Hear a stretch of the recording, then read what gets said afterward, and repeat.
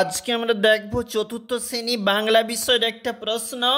এটা কিন্তু আমাদের কাছে রয়েছে, যেখানে দ্বিতীয় পর্যায়ক্রমিক মূল্যায়ন 2025-এর প্রশ্ন।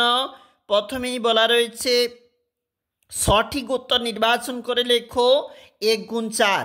যে প্রশ্নগুলির জন্য 1 নাম্বার করে, যেমন বলেছে দেখো, শম্ভু বন থেকে হাড়ভাঙা পাতা আনতে গেছে।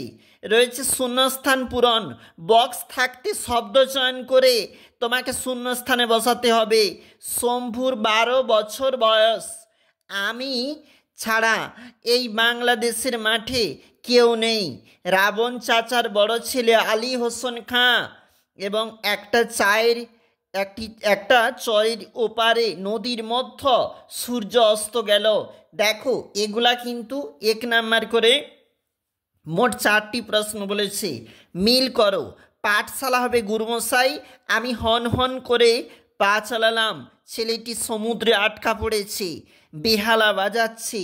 এটা 4 নাম্বার রয়েছে।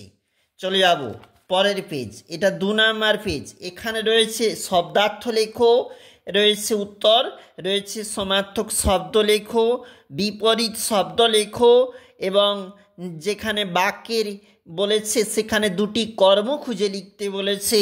রয়েছে 1 নাম্বারের প্রশ্ন, রয়েছে আবারও কিন্তু 2 নাম্বারের প্রশ্ন।